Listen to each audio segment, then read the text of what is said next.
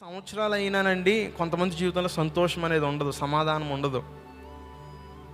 ఈ వారంలో ఒక తల్లి అట్లానే ఫోన్ చేశారు.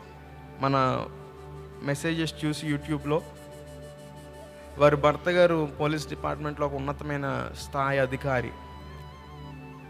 వారికి ఒక అక్రమ సంబంధం. అయితే వీరి కుమార్తెకి వివాహం చేయాల్సిన సమయం. ఆయన అంటారంట, నాకు సంబంధం లేదు, ఐ డోంట్ కేర్. తల్లి కూతుర్లు మీరు ఏం చేస్తారో చేసుకోండి. మళ్ళీ ఒకటే ఇంట్లో ఉంటారు, ఒకటే కాపురం చేస్తారు, ఒకటే దగ్గర భోజనం చేస్తారు.